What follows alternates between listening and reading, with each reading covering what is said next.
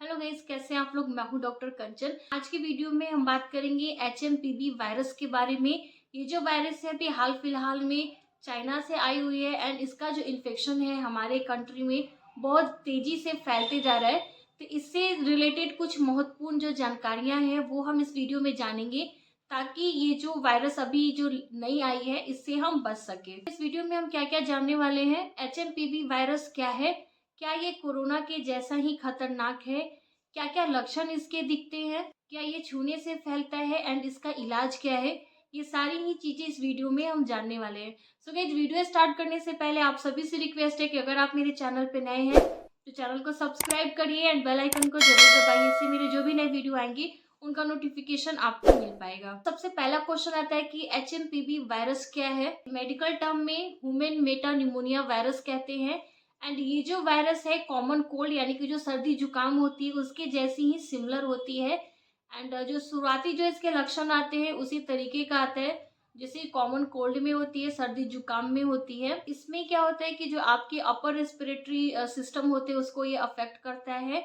ज्यादातर करके ये जो केस होते हैं ये आपको ठंडियों में, विंटर सीजन में एंड स्प्रिंग सीजन में सबसे ज्यादा देखने को मिलती है। तो जान लेते हैं इसका रिस्क। तो रिस्क में ये जो प्रॉब्लम है ये सबसे ज्यादा बच्चों में देखी जाती है एंड एडल्ट में 65 ईयर एज के ऊपर जो लोग होते हैं उनमें ये जो इन्फेक्शन है, जो वायरस है, बहुत जल्दी से पकड़ता है। कोरोना से कंपेयर करें तो ये कितना घातक है, तो कोरोना के कंपेयर में ये जो परेशानी है एचएमपीवी जो वायरस है ये उसका 50% ही है, यानी कि कोरोना जितना ये डेंजरस नहीं है उससे कम है। लेकिन इसको हम बहुत लाइटर तरीके से भी नहीं लेना चाहिए।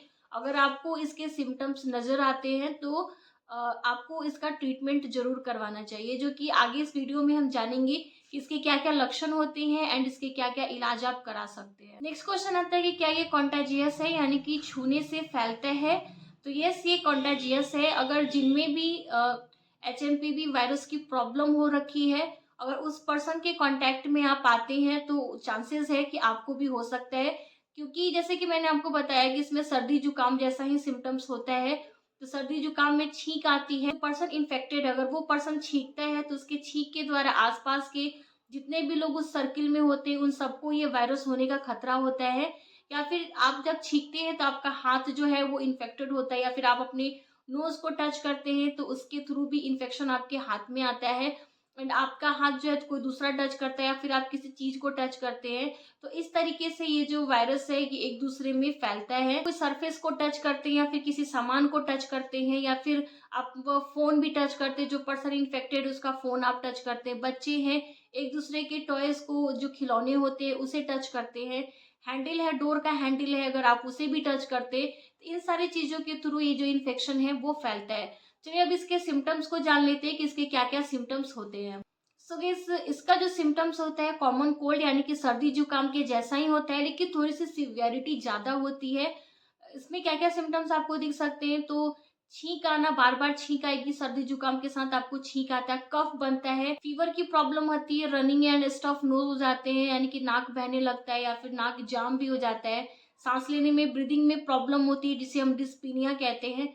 अगर ब्रीदिंग प्रॉब्लम शुरुआत में थोड़ी थोड़ी हो सकती है एंड आगे जाके ये जो ब्रीदिंग प्रॉब्लम है आपको सीवियर तरीके से भी इसमें आपको सांस लेने में परेशानी आ सकती है। किसी किसी पर्सन में रैसेस भी आ जाते हैं। सो गाइस, अगर ब्रीदिंग प्रॉब्लम यानी कि सांस लेने में आपको बहुत ज्यादा डिफिकल्टीज आती है, बहुत ज्यादा परेशानी आ रही है, तो ऐसे कंडीशन में जरूरत होती है कि तुरंत आप अपने नियरेस्ट डॉक्टर से कंसल्ट करें। उस वक्त आपको डिले नहीं करना चाहिए। अगर आपको नॉर्मल सिम्टम्स दिख रहे हैं तो घबराने की जरूरत नहीं है। ये जो वायरस होता है, अगर आप मेडिकेशन प्रॉपर तरीके से ले रहे हैं तो 1 से 2 हफ्ते में ठीक हो जाता है। लेकिन उससे ज्यादा अगर हो गया है और ठीक नहीं हो रहा है तो आपको जो भी नियरेस्ट डॉक्टर है जहां पर इसका ट्रीटमेंट हो रहा है, आपको जाकर जरूर इसका चेक करवाना चाहिए, जांच करवानी चाहिए एंड कंफर्म होके इसका प्रॉपर तरीके से इलाज जरूर करवाना चाहिए। चलिए अब हम जान लेते हैं कि इसके लिए क्या क्या इलाज किया जाता है।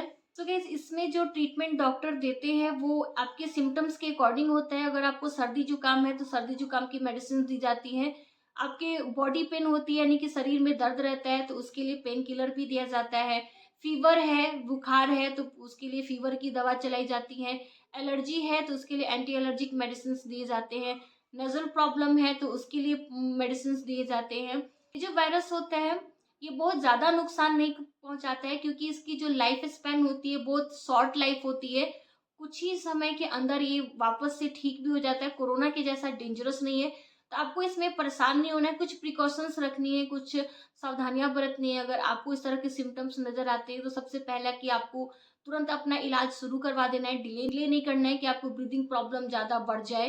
एंड आपको रेस्ट लेनी है, रेस्ट इसमें आपको अच्छे से करनी है, प्रॉपर तरीके से रेस्ट लीजिए, ज़्यादा से ज़्यादा पानी पीजिए ज़्यादा। एंड जो खास चीज़ें हैं जो आपको सावधानियां बरतनी है, जो प्रिवेंशन करना है, वो है कि जिस पर्सन से भी इन्फेक्टेड है, जिस पर्सन में भी इसका इन्फेक्शन हो चुका है उस पर्सन से आप थोड़ा सा डिस्टेंस मेंटेन करिए। जैसे कि आप कोविड में करते थे वैसे ही आपको डिस्टेंस मेंटेन करनी है।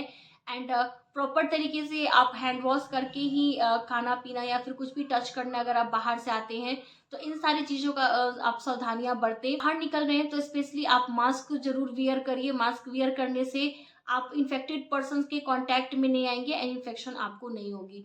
सो गाइस ये था एचएमपीवी वायरस से रिलेटेड कुछ इन्फॉर्मेशन। आई होप कि आपके लिए हेल्पफुल रहा होगा। यस तो डेफिनेटली लाइक दीजिए, चैनल को सब्सक्राइब करिए और अपने फैमिली फ्रेंड्स में जरूर शेयर करिए ताकि सारे लोग इस वायरस से बचे रहें।